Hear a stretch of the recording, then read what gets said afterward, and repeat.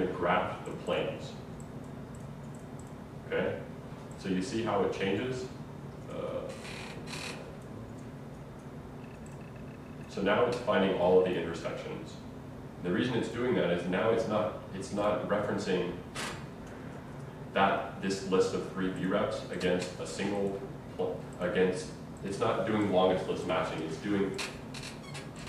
it's matching each plane against all of the VREPs, right? So does that make sense? And I guess you can sort of see now why that becomes pretty important. So essentially again, it's the same thing as cross-reference, but now we have control over the data, and let me sort of show you what I mean. So if we open up a panel, we can look at what we have in the data, look at the data that we have. So it has a structure, right? So these are all the different things. You know what, actually, hold on.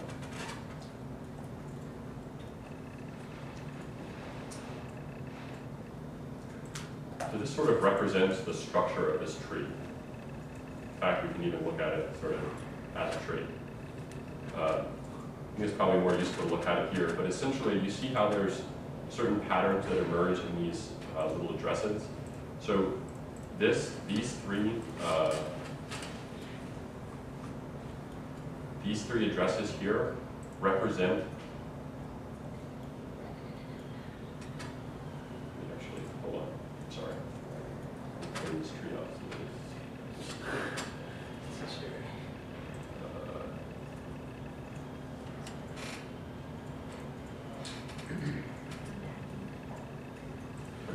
Actually, I'm really just doing this because it'll make things a little easier to see, but you can write that down because it might be.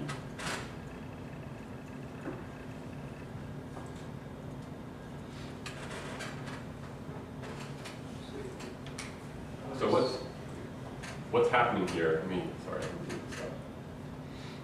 Is this, so we have whatever number of intersections, there's 15 of them. This represents all of these sort of tree addresses for these intersections. Let me see if I can draw this to get clearer.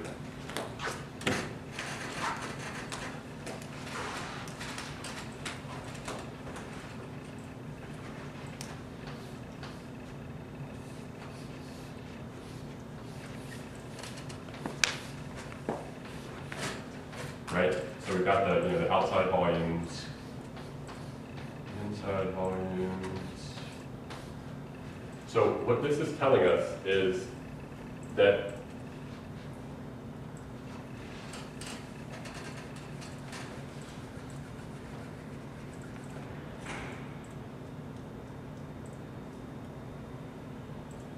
essentially we have all of these different intersections, right? So we have this intersection, we have the same sort of corresponding intersection here.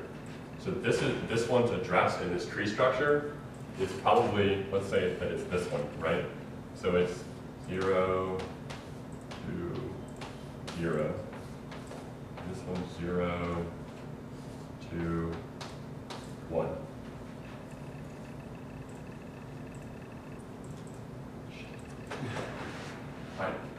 This has always been really difficult for me to explain, and I wish that I had come up with some better drawings for you. Essentially, each one of these that has a 0 represents intersections on the first level. Each one of these that has a 1 represents intersections on the second level. Each one that has a 2 represents these, and so on and so forth. So the reason that's useful is that right now, if we create a planar surface, right, which was our next step, not working. Since you already have planar surface back. Good point.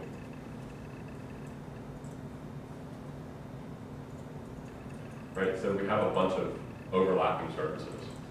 If we could get the planar, if we could feed the planar surface command these curves as a single list, i.e. if we could collapse all of these curves per level into the same list, it would create a hole for us. And let me show you, let me just do it so you can see what I'm talking about, and then maybe I can explain to you better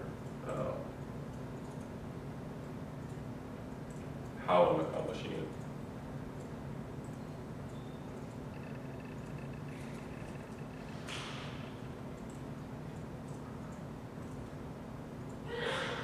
Right, so you see the difference, right? That versus that.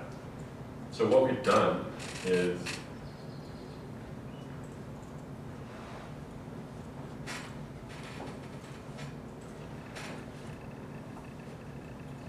we've essentially collapsed everything in these trees, right, on these branches together up to this point.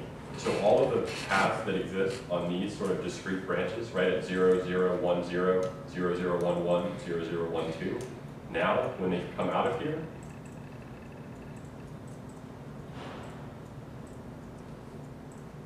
see the difference in the structure? So now this is all of the curves at the first intersection, or the first floor, all the curves on the second floor, all the curves on the third floor.